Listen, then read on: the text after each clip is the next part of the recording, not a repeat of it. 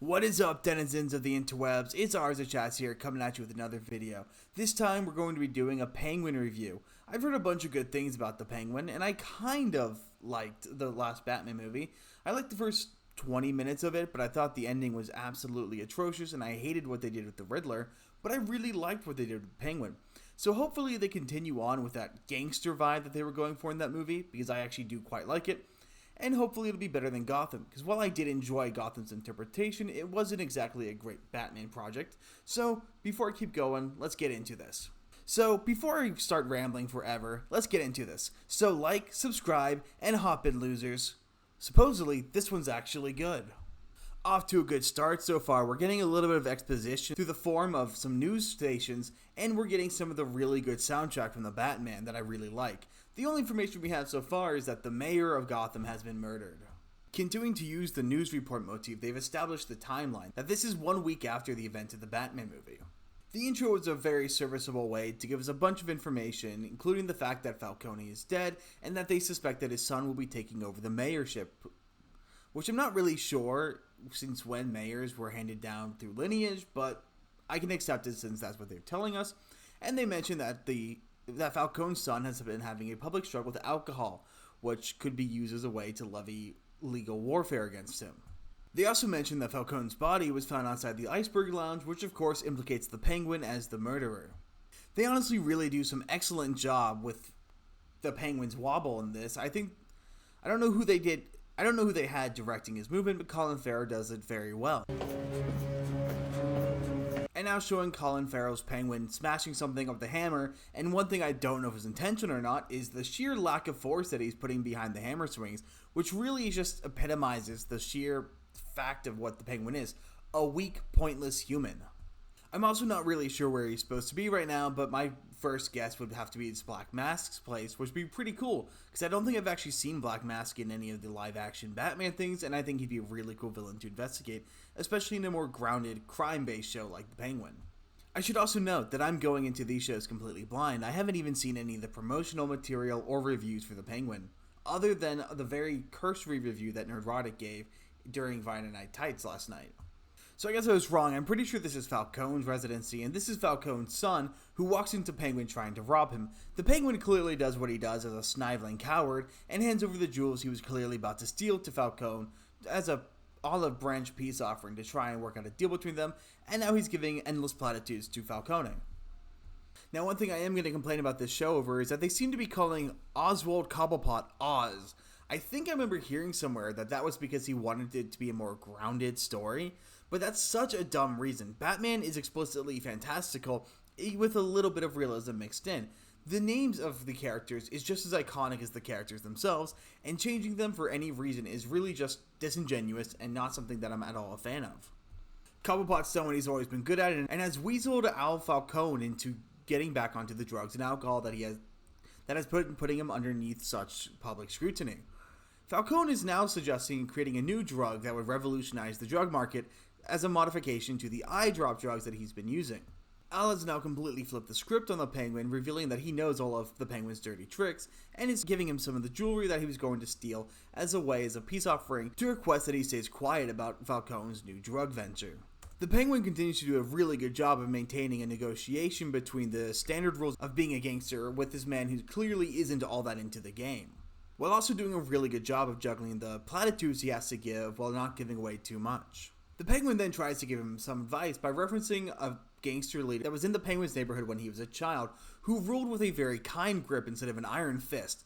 And of course, Falcone doesn't take this kindly, thinking it's some kind of insult, calling him a pansy of some sort, and only sees it as an opportunity for the Penguin to steal from Falcone instead of seeing it for what it is as actual legitimate advice.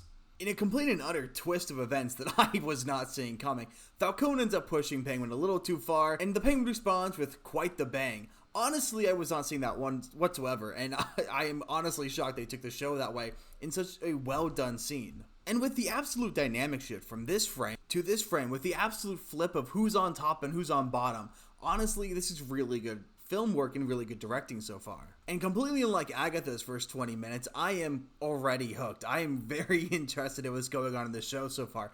The performances, the directing, and the music are all top notch, and nothing seems forced or out of the ordinary, unlike in Agatha where everything was kind of forced and out of the ordinary.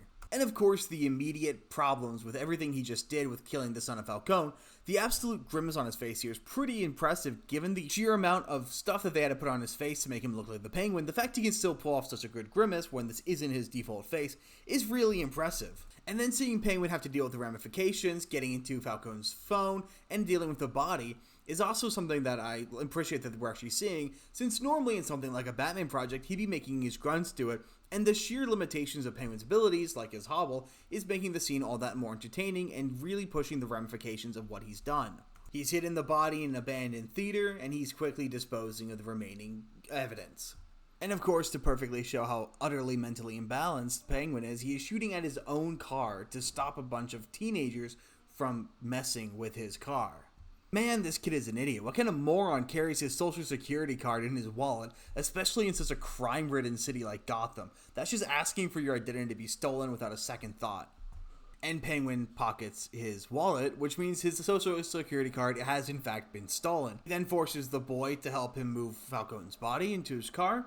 And of course, the rich white old guy enslaves a young black teen. And the boy is perfectly perplexed because the Penguin gives him permission to drive the car, which I'm willing to bet is some kind of trap given what I know about gangster-style films. The only thing more awkward than this car small talk is James Corden's car karaoke, but at least this one is supposed to be embarrassing. I'm not sure who this kid is, but from a combination of his acting and the directing, he's doing a pretty good job. I'm actually quite liking his performance as a quivering coward. So of course the Penguin takes a teenager to the red light district. How many crimes is he gonna rack up? In the most Italian old man fashion, he starts berating the kid for not having a whole lot of ambition and makes fun of him for a small-minded plan like stealing from the Penguin. I feel like I've seen this a million times before, but this really does seem like a really good way of doing it. I really enjoy where they're going so far is really interesting, and the script writing is so far pretty sharp. There's a lot of gaps and awkward silences, but unlike in Agatha, they actually mean something here. I was wondering if they were going to remember the ring or not. The show continues to do a lot of really good stuff here. Falcone tells the boy to turn around and look at the sun. The boy starts freaking out because he knows that it means immediately that as soon as he turns around, he's going to get shot in the head. So Penguin gives him a cigar and starts talking about just the facts, how it really would just be a smart idea for Penguin to cap him in the head and put him in the trunk with Falcone. And of course the boy starts begging even more. And to paint the Penguin as a more than a single dimension character and keep the story going, he of course agrees to let the kid stay. Then after agreeing to let the boy survive, he tells him to shut the fuck up so they can watch the sunrise, bringing into question whether or not the Penguin is ever going to actually kill the boy. And the fact that I don't actually have the answers, one of the things that I'm really enjoying about this show, it's not wearing all the answers on the sleeve, it's actually treating the audience with a little bit of respect and a little bit of intelligence. Well, I guess we found Madame Savvy's feet pics. If you know, you know. I just have to say, I think it's pretty neat that the Gotham here looks a whole lot like the Gotham from Arkham Origins.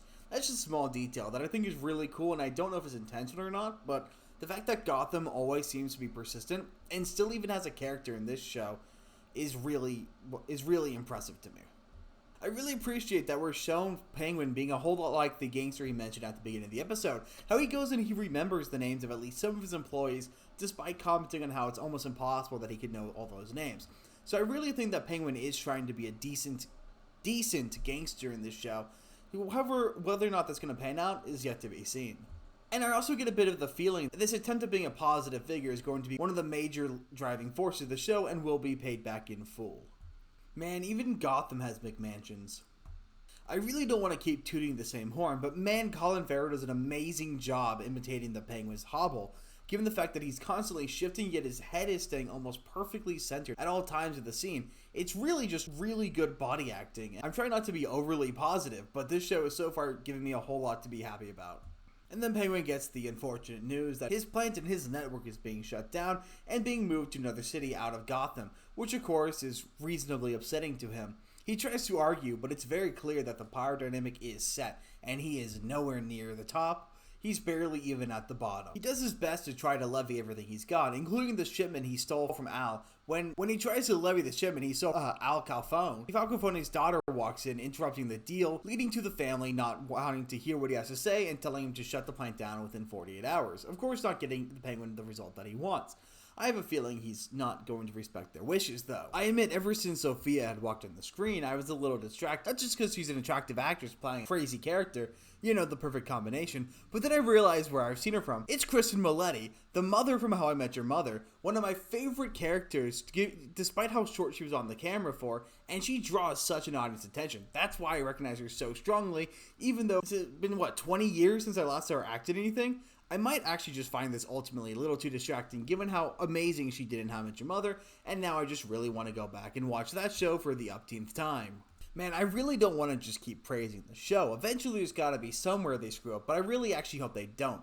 Because honestly, this show is so well written. She manipulates him, which leads to him quick thinking manipulating her on the spot, and she's falling for it lockstep. This show is honestly phenomenal, and I would recommend everyone go and watch at least this episode.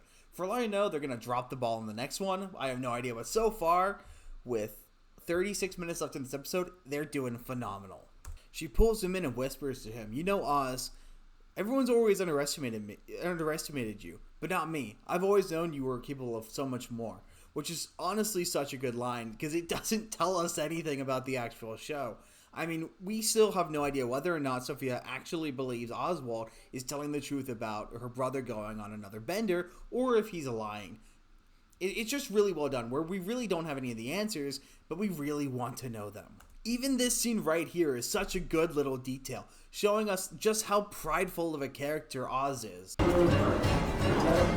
He looks directly at the handicap seats and decides to stand instead despite his horrible leg pain and his terrible limp. Honestly, even the unspoken parts of this show are just done really well, and I can't help but praise it for what it is so far. I figured I'd scan the QR code they have here in the scene. It was a real pain in the butt to actually get the QR code to focus. It's a single frame, get it or it's gone.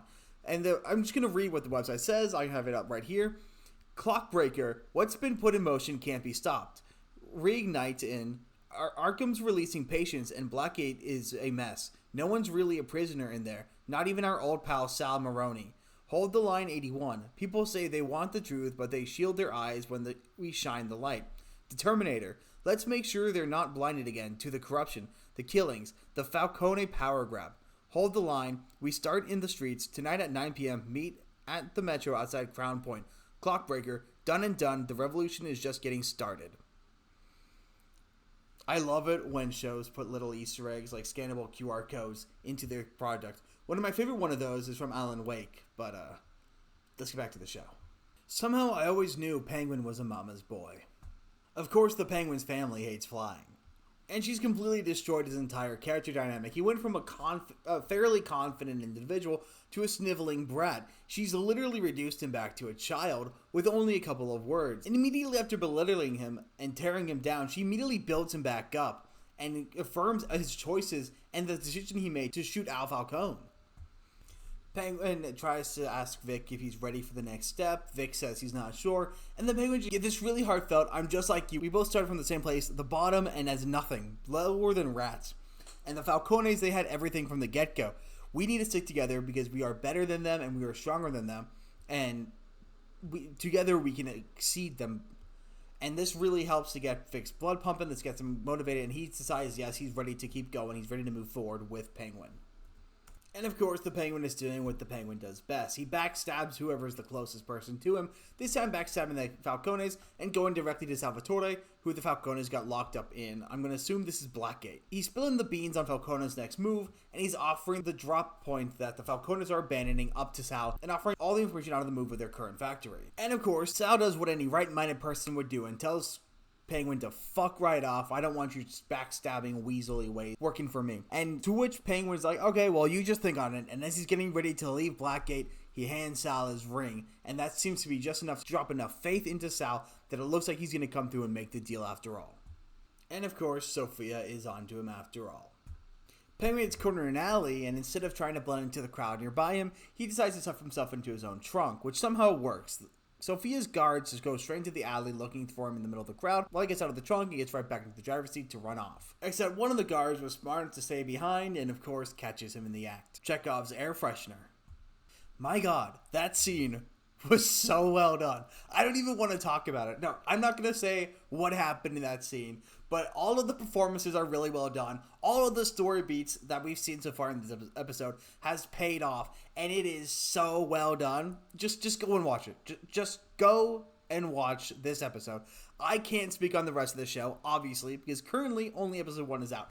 But my goodness, this episode was phenomenal. This works better than the entirety of the Batman movie did. This is a better DC product than the entirety of the Batman movie was. This is honestly really well done. And I'm honestly kind of shocked. I was expecting to dislike it, given the current trend of media. And this is the first show that I can say that I have liked since I watched Arcane. Chekhov's Slush Puppies. And that's the first episode of The Penguin. It ends with Penguin and Vic discussing the final scene that I'm not going to say what the hell happened in because of how just good it was. And it ends with him having a nice heart-to-heart, and Penguin telling Vic that he wants him on his team for good. He's mostly earned it, and Vic being like, really? Hell yeah. And then it ends with him talking about the slush puppy, how mixing the two flavors really is best. My God, this episode was insane. This show is really good. I'm blown away. My God, was that show good. Honestly, I'm kind of at a loss for words, except for what I've already said. The script writing is tight. All of the sentences act to do more than one thing. The show really just ties everything together. And this is a really nice and concise story. You could end the story here, but this also acts as an amazing pilot for the rest of the show. And honestly, I am really excited to see the rest of the show. My only complaint is this was a 2-hour-long pilot. I'm going to assume in the future each episode is going to be about an hour long, but that's still a lot of time. This episode really felt like it was 4 30-minute episodes crammed together because there are several times where the show has its payoff, it has an end, and then they just keep going even though it feels like the episode should have ended. It's like they couldn't decide how many things they wanted to pay off in the first episode. But honestly, if this was a movie, I would feel even better about it. Like, this was such a well-done movie, and it leaves a perfect future open. It was a lot of fun. I really enjoyed it. The script writing, the acting, the directing, the camera work, the way they build up Gotham.